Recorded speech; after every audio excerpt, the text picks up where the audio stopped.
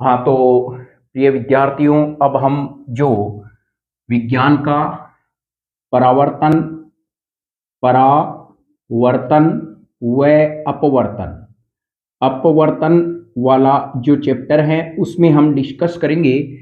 आज हमारा जो महत्वपूर्ण बिंदु रहेगा वो है कि दर्पण है वो किस प्रकार से बनाए जाते हैं और कौन कौन से दर्पण होते हैं उनके बारे में। तो चलिए सबसे पहले हम समस्यात्मक प्रॉब्लम सोल्व करते हैं। आपके पास में एग्जाम में इस प्रकार का एक चित्र दिया हुआ रहेगा और यहां पे जो कोण है वो अगला देगा 30 डिग्री और इस प्रकार से ये चित्र दे देगा और यहां पे यह चित्र इस प्रकार से देता है और आंसर आपका क्वेश्चन है और कहेगा इस चित्र में परावर्तित कोण का मान है, परावर्तित कोण का मान है। what is the value of reflected angle in this diagram? पहला हमारे पास में ऑप्शन रहेगा 30 डिग्री। ए ऑप्शन जो क्वेश्चन में ए है वो रहेगा 30 डिग्री एंगल। बी आपको वो प्रश्न के अंदर देगा 60 डिग्री एंगल। सी देगा 40 डिग्री एंगल और डी देगा यहां पे 90 डिग्री एंगल। अब आपको इस चित्र में पूछा गया है, यह चित्र इस प्रकार से आएगा और यहां पे यह डायग्राम बस इतना सा देता है। अगला एग्जामिनर और आपको पूछा जाता है कि इस चित्र में परावर्तित कोण का मान क्या है, अर्थात कोण आर का मान क्या है। यानी कोण आर अगला दे तो भी ठीक है, नहीं दे तो भी परावर्तित कोण का मान पूछा जाएगा। तो चलिए हम इस प्रश्न को, समस्यात्मक प्रश्न को सोल्व करते हैं। बहुत ही महत्वपूर्ण यह प्रश्न है। तो सबसे पहले प्यारे बच्चों आपको यह कंसेप्ट दिया गया है, आपतन कोण और परावर्तन कोण का मान बराबर होता है। हमें यह तो पता है कि कोण आई बराबर क्या होता है, कोण आर होता है। यह हमें इस परावर्तन के नियम में अच्छे से याद रखना है कि जितना मान इनवर्स्ड का होगा, the value of inversed angle is equal to the reflected angle, अर्थात हम कहेंगे कि आपतन कोण का मान परावर्तन कोण के बराबर होता है। तो चलिए यहां से हम प्रश्न को पकड़ते हैं। यहां पे हमारे पास में मान लीजिए प्यारे बच्चों यह कोण आई है और यहां पे यह कोण आर है। यानी यह कोण आई आपतन कोण, यह कोण आर क्या है, परावर्तन कोण है। अब हमें यहां पे यह देखना है इस कोण का मान कितना आएगा। तो यहां पे आप जो चित्र देख रहे हो तो यहां पे हमारे पास में ये टोटल जो कोण होता है हमें पता है समकोण होता है, इसका मान 90 डिग्री है। कितना है, 90। अब यहां आप आसानी से समझ जाना कि मैं ये दोनों कोणों का मान किसके बराबर होगा, 90 के। तो मैं यहां इसको इस प्रकार से लिख सकता हूं 30 डिग्री प्लस कोण आई बराबर 90। यानी इन दोनों का मान 90 डिग्री है। तो कोण आई बराबर 90 माइनस 30, कोण आई बराबर मेरे पास में हो जाएगा 60 डिग्री। तो अर्थात मेरे पास में कोण आई का मान कितना आ गया, 60 डिग्री। तो यहां पे मैं कह सकता हूं कोण आर का भी मान क्या होगा, 60 डिग्री होगा। तो आंसर कौन सा सही होगा, बी होगा। इस प्रकार का प्रश्न यह तब दिया जाता है जब यहां पर स्टैंडर्ड के टाइप के प्रश्न बनते हैं या एग्जामिनर बहुत अच्छे प्रश्न बनाने की कोशिश करता है, तब यह बनता है। तो चलिए यह चित्र आपके समझ में आ गया होगा। परावर्तन कोण का मान बताइए, परावर्तित कोण का मान या परावर्तन कोण का मान बताइए, कौन सा नाम हो जाएगा। हम कहें इसका मान लीजिए हम कह सकते हैं परावर्तन कोण का मान क्या होगा। तो यहां पे कोण आर का मान आपको निकालना है। यह पहला समस्यात्मक प्रश्न सोल्व हो गया। चलिए हम दूसरे इजी प्रश्न की तरफ चलते हैं, इसमें तो कोई दिक्कत है ही नहीं। तो यहां पे हम कह सकते हैं क्वेश्चन 2 इस प्रकार से प्रश्न आ सकता है। यहां पे आपको यह डायग्राम देके और यह आपके पास में क्या है, अभिलंब है, यह है कोण x और यह है कोण y। अब अगला कह रहा है कि इस प्रकार से आपको एक डायग्राम दे दिया और कहेगा इस चित्र में कोण r का कोण y का मान, कोण y का मान कितना होगा, कितना होगा। यदि कोण x बराबर, कोण x बराबर 35 डिग्री है, कितना है 35 डिग्री, तो यहां पे ऑप्शन आपके पास में, हमारे पास में ऑप्शन आ जाएगा 65 डिग्री, बी ऑप्शन हमारे पास में आ जाएगा 55 डिग्री, सी ऑप्शन हमारे पास में आ जाएगा 35 डिग्री और डी ऑप्शन आ जाएगा 90 डिग्री। तो देखिए यहां पर इस प्रकार के प्रश्न भी पूछे जा सकते हैं, ये तो इजी बेस पे है।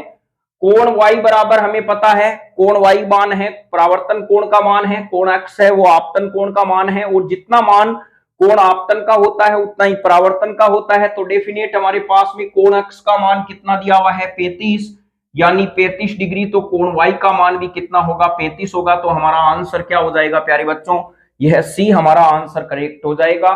तो आपने यह दो समस्यात्मक प्रश्न परावर्तन से संबंधित पढ़ लिए होंगे। तो चलिए अब हम नेक्स्ट है, एक महत्वपूर्ण यहां पर जो है प्रश्न इस प्रकार से आता है,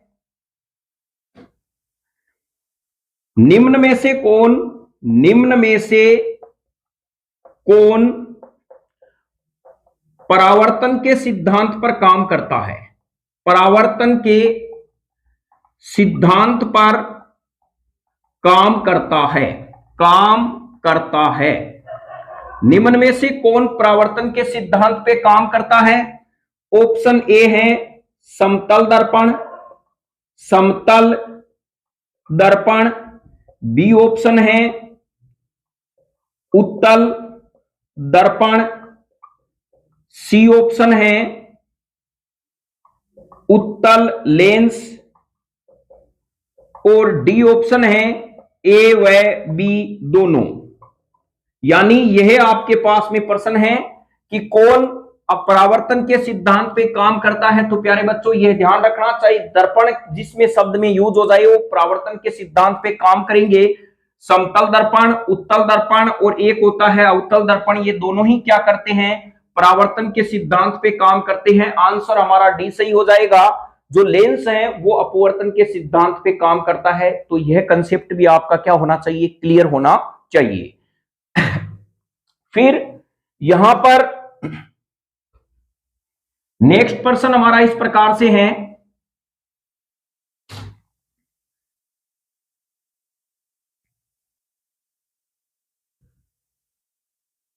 जब प्रकाश की किरण हवा से चलकर जल की तरफ गमन करती है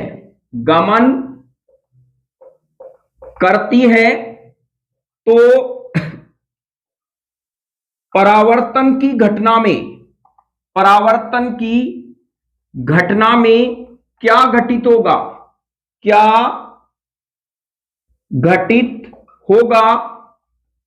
यह हमें देखना है। तो आंसर ए कह रहा है, नंबर पहला जो हमारे पास में ए है, ये कह रहा है कि प्रकाश की किरण वापस पृथक्कारी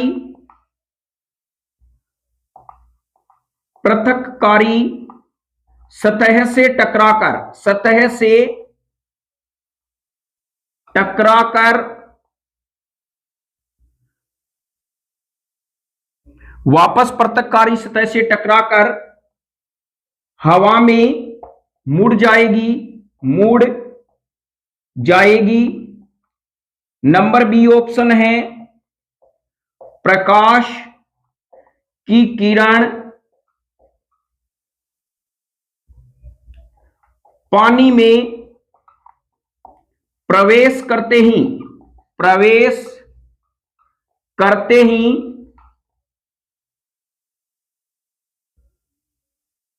इसका वेग घट जाएगा, यह ऑप्शन। और यहां पे हमारे पास में सी है प्रकाश के वेग में कोई परिवर्तन नहीं होगा, कोई परिवर्तन नहीं होगा। तो चलिए डी ऑप्शन है, ए व बी दोनों। तो चलिए इस प्रश्न को, समस्यात्मक प्रश्न को सोल्व करते हैं, जिससे हमारे जो परावर्तन से संबंधित फैक्ट पूरी तरह से क्लियर हो जाए। तो प्रकाश की किरण वापस पृथककारी सतह से टकराकर हवा में उड़ जाएगी, बिल्कुल सही है, क्योंकि हवा से चलकर प्रकाश की तरफ गमन करती है, तो वापस उसी माध्यम में जाना प्रकाश का परावर्तन कहलाता है। बिल्कुल ये सटीक आंसर बैठता है। प्रकाश की किरण पानी में प्रवेश करते ही उसका वेग घट जाएगा, यह तो बिल्कुल गलत है, क्योंकि यह अपवर्तन में होता है।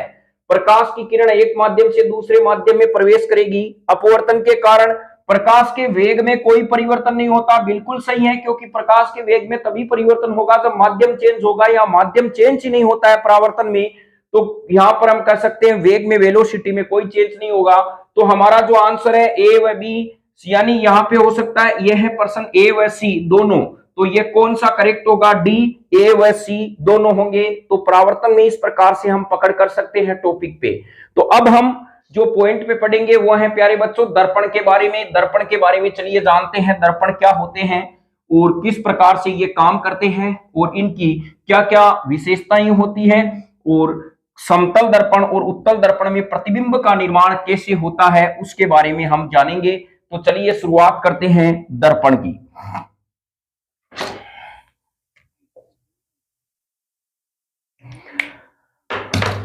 अब हमारे पास में सबसे पहले यदि हमें कहे दर्पण क्या है, तो हम कह सकते हैं किसी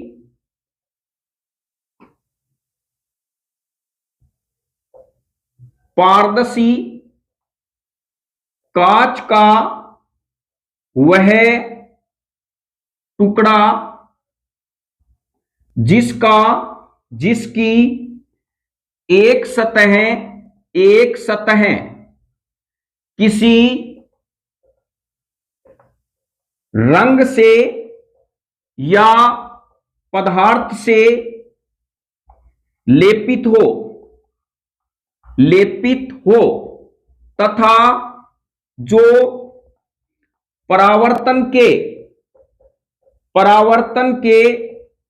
नियम का पालन करता है उसे क्या कहते हैं? दर्पण कहा जाता है। यानी हमारे पास में पारदर्शी कांच का एक टुकड़ा होगा जिसकी एक सतह को किसी रंग या किसी पदार्थ से, जैसे सिल्वर से या जिंक सल्फाइड से मैं लेपित कर दूंगा, लेकिन यह जरूरी है वो परावर्तन के नियम का क्या करना चाहिए? पालन करना चाहिए। तो हमारे पास में बनता है दर्पण, अर्थात समतल चिकनी सतह वाला पृष्ठ होता है। तो यहां पर हम यह समझ सकते हैं दर्पण क्या है। दर्पण तीन प्रकार का होता है। पहला हमारे पास में है समतल दर्पण प्लेन मिरर। एक हमारे पास में होता है उत्तल दर्पण, एक हमारे पास में होगा अवतल दर्पण। तो यह ध्यान रखें कि हमारे पास में तीन प्रकार के दर्पण होंगे। एक समतल दर्पण होगा, एक उत्तल दर्पण होगा, बारे में समतल दर्पण। चलिए पाठ का बहुत ही महत्वपूर्ण बिंदु है जिसे प्लेन मिरर कहा जाता है।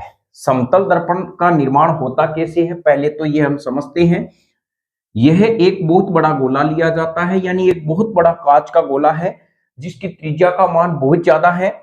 तो यहां से यदि एक चकती काटी जाती है, क्या काटी जाती है? चकती। तो हमें पता है ये सतह क्या होगी? समतल होगी। जैसे सपोज कीजिए आप पृथ्वी, यह हमारी पृथ्वी है, तो हम किस जगह पे रह रहे हैं, तो ये ध्यान रखना, हम पृथ्वी जो होती है उसकी त्रिज्या का मान यदि हम देखें प्यारे बच्चों बहुत ज्यादा होता है। पृथ्वी की त्रिज्या का मान होता है, वो होता है पृथ्वी की जो त्रिज्या है उसका मान 6.4 गुणा 10 की घात जो 6 है, वो किलोमीटर के अंतर्गत होता है। बहुत ज्यादा त्रिज्या होती है इसकी। तो पृथ्वी की यदि हम बात करें कि जो पृथ्वी है एक बहुत बड़ा आकार होता है, उसके एक छोटे से स्थान पे हम रहते हैं, तो वो जगह हमें समतल लगती है। आप देखते होंगे कि हम मान लीजिए कोई कह रहा है कि मैं तो यहां रह रहा हूं, तो इसका मतलब ऐसा नहीं है कि मैं फिसल जाऊंगा, नहीं भी प्यारे बच्चों। यहां पर यदि आप रह रहे हैं छोटे से भाग पे रह रहे हैं, तो वो आप यदि उस चकती के भाग को काटेंगे तो वो क्या होगा, एक समतल जगह होगी। तो आप यह समझ गए होंगे कि जो हमारे पास में एक बहुत बड़े यानी गोले जिसकी त्रिज्या का मान बहुत ज्यादा होता है, इसका एक छोटा सा भाग काटकर समतल दर्पण का निर्माण किया जाता है। तो यह आप ध्यान रखें कि समतल दर्पण का निर्माण है वो किससे होता है, एक बहुत बड़े आकार के गोले से होता है जिसकी त्रिज्या का मान बहुत ज्यादा होता है, और इसका एक छोटा सा बिंदु के आकार का यदि मैं टुकड़ा काट लूं तो उसे समतल दर्पण बनेगा। तो चलिए, आपने यहां पे देखा कि यहां किस प्रकार से समतल दर्पण का निर्माण होता है। तो चलिए अब हम आगे के फैक्ट में चलते हैं। तो परिभाषा के अंतर्गत हमें अभी समतल दर्पण की विशेषता पढ़ेंगे, उसमें यह गोले वाला मैटर हमारे काम में आएगा। तो हम कह सकते हैं समतल कांच की एसी पट्टी का जिसके एक सिरे को किसी पदार्थ से लेपित कर दें।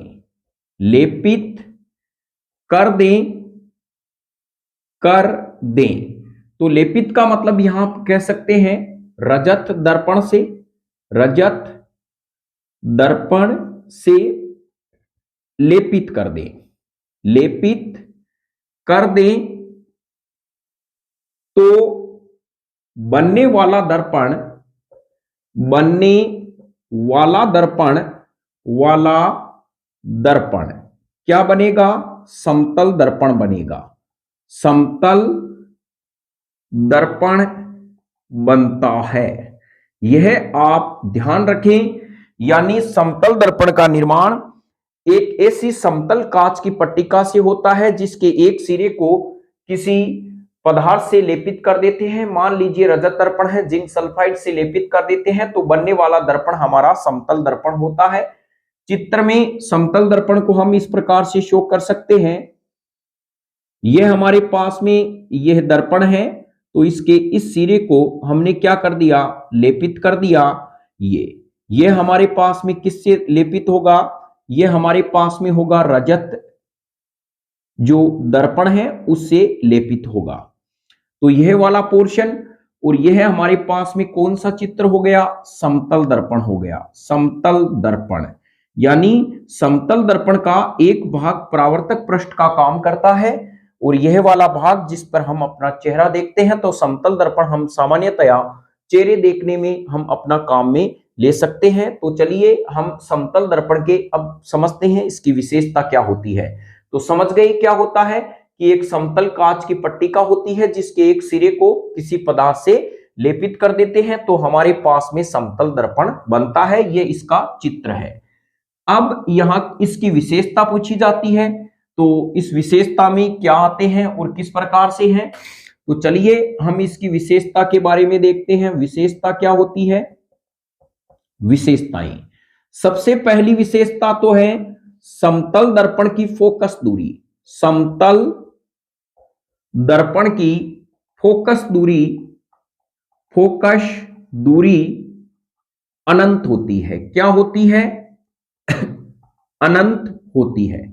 यानी फोकस दूरी का मान अनंत होता है। क्यों होता है, क्योंकि समतल दर्पण का निर्माण एक ऐसे बहुत बड़े गोले से किया जाता है, गोले से एक छोटी सी चकती को काट के किया जाता है जिसकी त्रिज्या का मान क्या होता है, बहुत ज्यादा होता है। इसलिए इसकी फोकस दूरी का मान क्या होता है प्यारे बच्चों, यह ध्यान रखना, इसकी फोकस दूरी का मान अनंत होता है। यानी हम कह सकते हैं कारण, मान लीजिए प्रश्न आ जाए इसका क्यों अनंत होता है, तो कह सकते हैं समतल दर्पण का निर्माण, समतल दर्पण का निर्माण बहुत बड़े कांच के गोले से काट कर किया जाता है। यानी समतल दर्पण का निर्माण बहुत बड़े कांच के गोले से काट के किया जाता है। जिस गोले की त्रिज्या का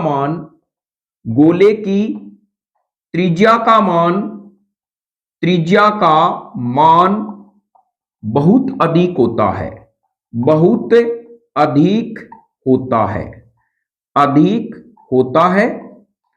तथा यह दर्पण एक बिंदु अर्थात छोटी सी चकती के रूप में काटा जाता है। छोटी सी जो चकती है, चकती के रूप में, छोटी सी चकती के रूप में काटा जाता है। तो हमें यह ध्यान रखना है, इसकी फोकस दूरी का मान जो है वो अनंत क्यों होता है? क्योंकि जिस गोले से हम इसको काट के बना रहे हैं उसकी त्रिज्या बहुत ज्यादा है और ये एक छोटा सा बिंदु मात्र का होता है जिससे हम चकती को काटते हैं। तो यही समतल दर्पण की फोकस दूरी अनंत होती है। बहुत ही वेरी वेरी इंपॉर्टेंट पर्सन है कंपटीशन की दृष्टि से भी, और जो 10th के क्लास की तैयारी कर रही हैं उन बच्चों के लिए भी बहुत ही महत्वपूर्ण पर्सन है। और चलिए दूसरा फैक्ट ये देखते हैं, समतल दर्पण से जो प्रतिबिंब बनते हैं वो क्या होते हैं प्यारे बच्चों? आभासी होते हैं। कैसे होते हैं? आभासी होते हैं। नेक्स्ट जो हमारे पास में दूसरी विशेषता है, इस दर्पण से बनने वाले प्रतिबिंब इस दर्पण से बनने वाले प्रतिबिंब हमेशा आभासी बनते हैं,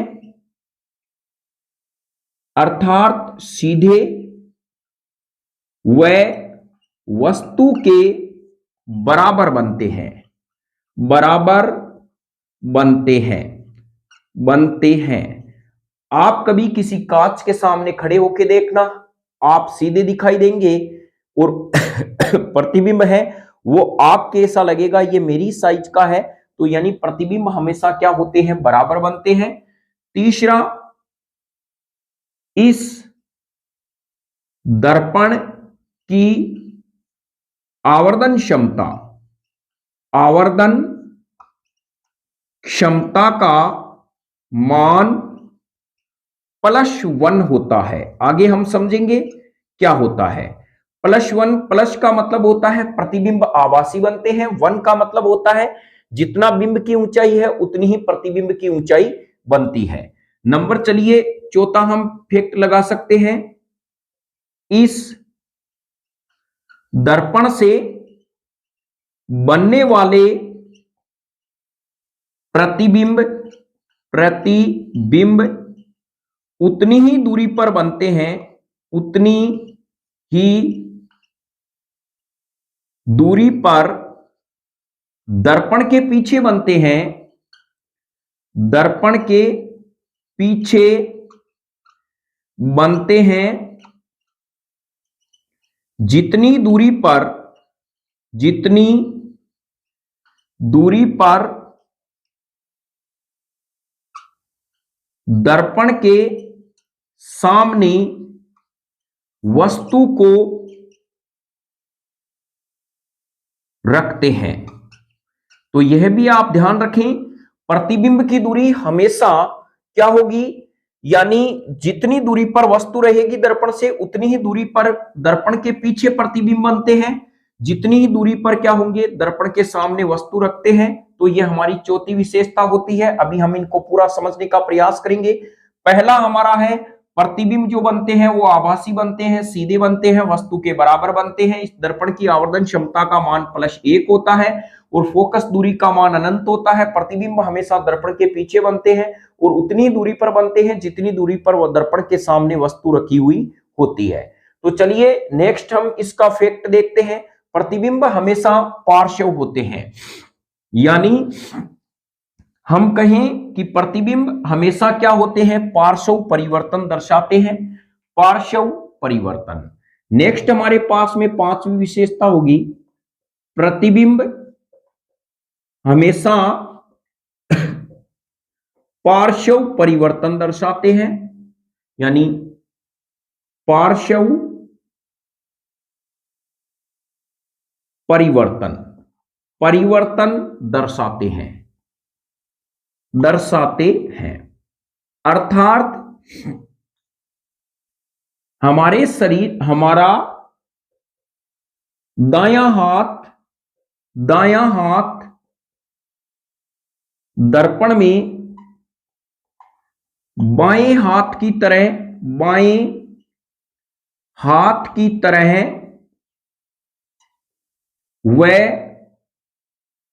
बायां हाथ दाहिने हाथ की तरह दिखाई देता है, हाथ की तरह दिखाई देता है, जिसे पार्श्व परिवर्तन कहते हैं, पार्श्व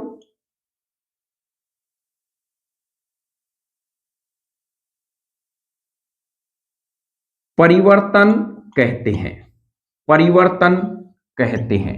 यह हमें ध्यान रखना है कि पार्श्व की इस प्रकार से परिभाषा लिख सकते हैं। पार्श्व परिवर्तन जो समतल दर्पण में बनते हैं, इस बार वेरी इंपॉर्टेंट फैक्ट है, वो किस प्रकार से बनते हैं, तो हम कह सकते हैं प्यारे बच्चों, समतल दर्पण में बनने वाले प्रतिबिंब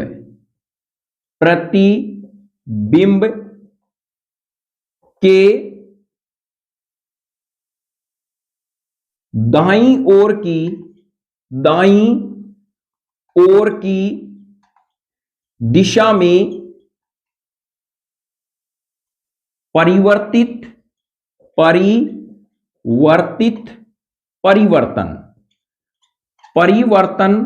पार्श्व परिवर्तन कहलाता है, पार्श्व परिवर्तन कहलाता है।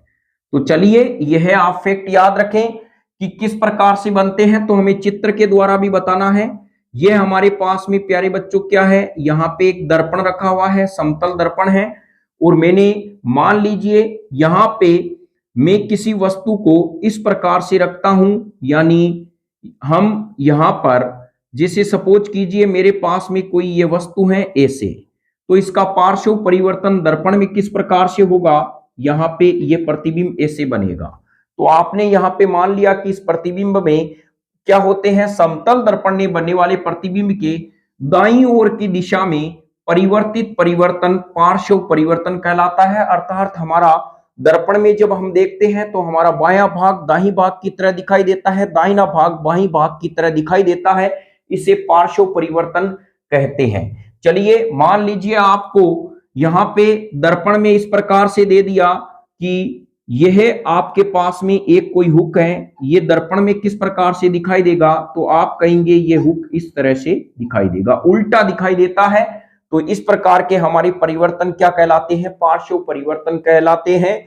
तो आप चित्र में यदि बनाना चाहिए एग्जाम में, तो मान लीजिए आपके पास में B4 बॉल है, दर्पण में आप देखेंगे तो दर्पण में आपका जो प्रतिबिंब है वो कैसे दिखाई देगा, उल्टा दिखाई देगा, यानी इसका पार्श्व परिवर्तन बदल जाएगा, तो ये B ऐसे दिखाई देगा। ये चित्र बना के आप समझा सकते हैं। तो यहाँ पे हम कह सकते हैं ये हमारे पास में है प्यारे बच्चों क्या है, बिंब है, और ये मेरे पास में क्या है, प्रतिबिंब है। क्या है, प्रतिबिंब है। ध्यान रखें इस बार पार्श्व परिवर्तन के बारे में 100% प्रश्न पूछा जा सकता है। तो बताइए क्या होते हैं, हम समतल दर्पण में देखने पर हमारे जो बिंब है यानी बिंब है उसके प्रतिबिंब की पार्श्व दिशा बदल जाती है, अर्थात समतल दर्पण में बनने वाले प्रतिबिंब के दाईं ओर की दिशा में परिवर्तित परिवर्तन पार्श्व परिवर्तन कहलाता है। यह बहुत ही महत्वपूर्ण फैक्ट है।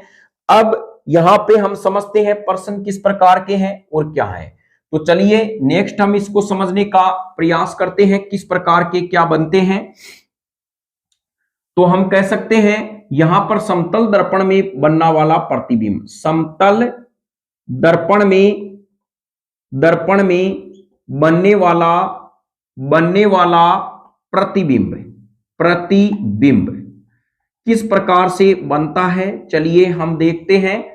इससे हमारे चारों कंसेप्ट क्लियर हो जाएंगे। यह मैंने अभी बताया, यह समतल दर्पण हमारे पास में है और इसके सामने प्यारे बच्चों में वस्तु रखता हूं, ये वाला पोर्शन है मेरे पास में।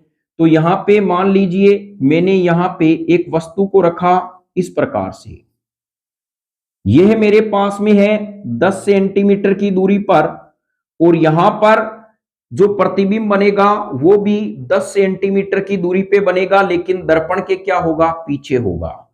तो यह हमारे पास में इसकी मैं दूरी मानूं इस प्रकार से, यह जो हमारे पास में दूरी होगी वो u होगी। मैंने पहले ही बताया है पहले वीडियो में, u होता है कि दर्पण से प्रतिबिंब के बिंब के बीच की दूरी, और यह हमारे पास में होगा, इसका मान होगा यहां से जो O है बिंदु, यहां से हो जाएगा v।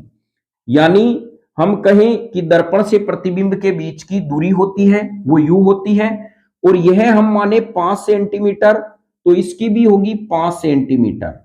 तो आप यह मान के चलना समतल दर्पण में बनने वाले प्रतिबिंब की ऊंचाई बिंब के समान ही होती है, आभासी होती है, सीधे बनते हैं, लेकिन प्रतिबिंब हमेशा दर्पण के पीछे बनते हैं और इतनी ही दूरी पर बनते हैं जितनी दूरी पर वस्तु रखी हुई है।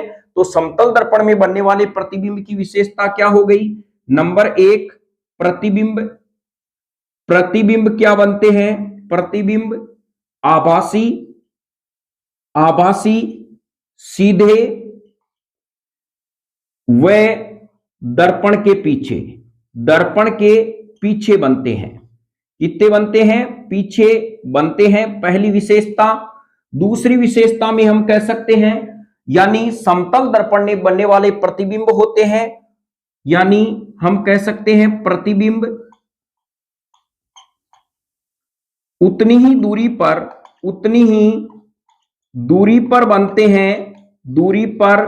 बनते हैं जितनी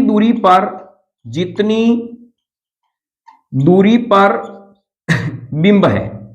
यानी बिंब और प्रतिबिंब के बीच की जो दर्पण से बिंब की दूरी है उतनी ही दूरी दर्पण से प्रतिबिंब के बीच की दूरी होगी। और आवर्धन क्षमता का मान, आवर्धन क्षमता m का मान प्यारे बच्चों क्या होता है, +1 होता है, यह भी ध्यान रखें। और इनकी फोकस दूरी का मान हमेशा क्या होता है, अनंत होता है। यह समतल दर्पण से बनने वाले प्रतिबिंब की विशेषता है। समतल दर्पण में बनने वाले प्रतिबिंब हमेशा पार्श्व परिवर्तन दर्शाते हैं, ये बहुत ही महत्वपूर्ण होते हैं। पार्श्व परिवर्तन का मतलब हम जान गए कि जब किसी वस्तु का प्रतिबिंब के जो परिवर्तित परिवर्तन है यानी दायां परिवर्तित परिवर्तन है वो क्या कहलाता है, उसका पार्श्व परिवर्तन कहलाता है। तो ये तमाम फैक्ट जान लिए। अब चलिए हम एक आपको न्यूमेरिकल देते हैं, उसको हल करने का प्रयास करते हैं कि किस प्रकार से क्या बनेगा। और आप को यदि समतल दर्पण में से यदि मैथमेटिकली प्रश्न है वो इस प्रकार से पूछ सकते हैं, दिए गए चित्र में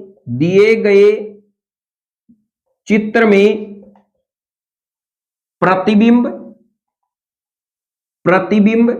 व बिंब के मध्य दूरी बताइए, बिंब के मध्य दूरी बताइए। यह आपके पास में प्रश्न है। तो इस प्रकार से आपको एक दर्पण दे दिया जाएगा और यहां पे क्या करेगा वो, मान लीजिए यहां पे एक इसने वस्तु रख दी, इसकी दूरी है 20 सेंटीमीटर, और यहां पर ये दूसरी इसने एक वस्तु रख दी बराबर शेप की, ये है 20 सेंटीमीटर। और अगला कहे बताइए कि इसकी बिंब से प्रतिबिंब के बीच की दूरी कितनी है, और संकेत में वो u भी दे सकता है v, और यह दे सकता है u। आप यह ध्यान रखें, जिस तरफ से यहां पे फॉलिश की हुई है वो उसका पीछे वाला भाग है, और जो चिकना सपाट है वो आगे वाला भाग है। अगला कह रहा है ये मेरे पास में क्या है, यानी वस्तु है, यानी ये बिंब है, और यह कह रहा है मेरे पास में है प्रतिबिंब। क्या है, प्रतिबिंब। तो बताइए बिंब और प्रतिबिंब के बीच की दूरी कितनी होगी। तो यहां अगला यह नहीं कह रहा है कि मैंने प्रतिबिंब को 20 सेंटीमीटर पे रखा है, तो बताइए यानी वस्तु को मैंने दर्पण के सामने 20 सेंटीमीटर दूरी पे रखा है, तो प्रतिबिंब कितनी दूरी पर बनेगा। तो हम कहेंगे प्रतिबिंब भी दर्पण के पीछे 20 सेंटीमीटर दूरी पे बनेगा, लेकिन यहाँ प्रश्न है प्रतिबिंब और बिंब के बीच की दूरी, तो ये 20 सेंटीमीटर और 20 सेंटीमीटर, हमारा आंसर क्या आ जाएगा, 40 सेंटीमीटर। तो यह करेक्ट हमारा आंसर होगा। दिए गए चित्र में प्रतिबिंब व बिंब के बीच की दूरी बताइए, तो यह हमारा ऑप्शन है। चलिए इसी प्रकार से हम एक ऑब्जेक्टिव प्रश्न और हल करने का प्रयास करते हैं, बहुत ही महत्वपूर्ण प्रश्न है। तो यह आपके पास में समतल दर्पण से बनने वाले प्रतिबिंब में आपने जान लिया होगा। क्वेश्चन यह है, दिए गए चित्र में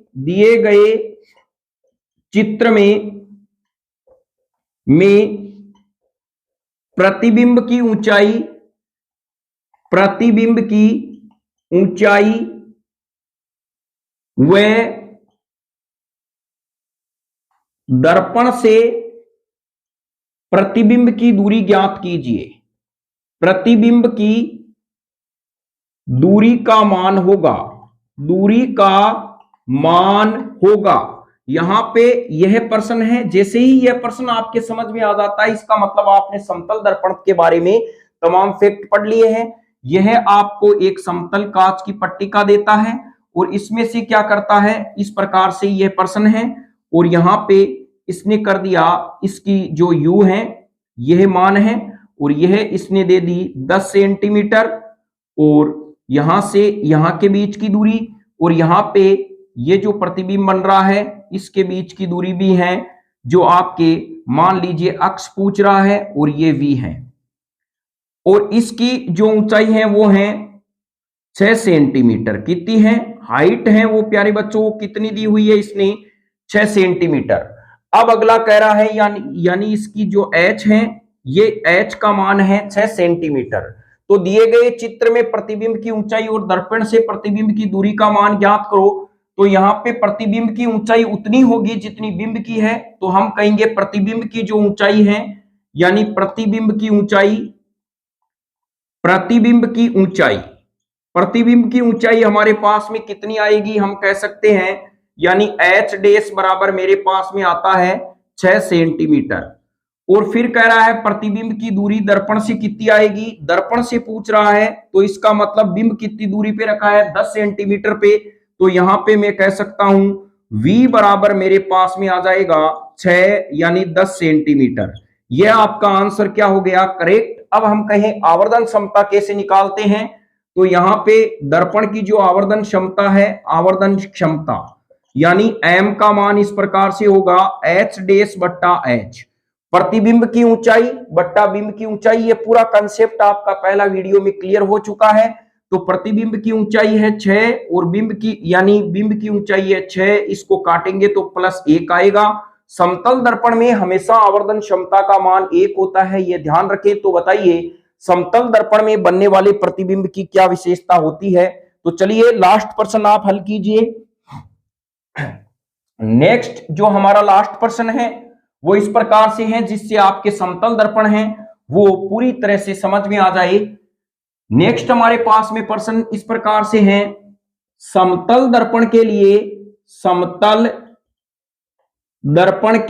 लिए कौन सा कथन गलत है, कौन सा कथन गलत है, यानी यह आपको ज्ञात करना है। यह फैक्ट आप तभी ढूंढ सकते हैं जब आपने समतल दर्पण अच्छे से पढ़ा है। हमारे पास में ए है, समतल दर्पण की f का मान अनंत होता है। समतल दर्पण को मैं अब शॉर्ट भाषा में इस प्रकार से लिख सकता हूं कि सय और दर्पण को मान लीजिए डी। वैसे तो होता है इसका सिंपल मिरर जो होता है वो है, लेकिन दूसरा मान लीजिए बी के अंदर मैं कह सकता हूं एस डी द्वारा बनने वाले प्रतिबिंब हमेशा आभासी व वस्तु के दर्पण के पीछे बनते हैं। दर्पण के पीछे बनते हैं, पीछे बनते हैं। सी हमारे पास में ऑप्शन है एस डी द्वारा बनने वाले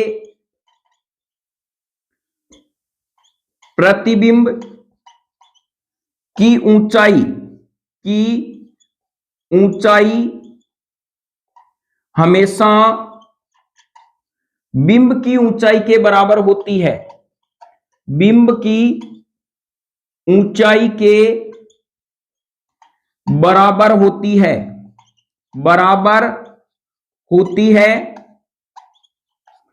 डी ऑप्शन हमारे पास में है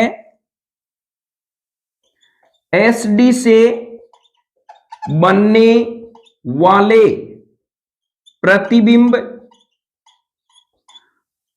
हमेशा पार्श्व परिवर्तन दर्शाते हैं, पार्श्व परिवर्तन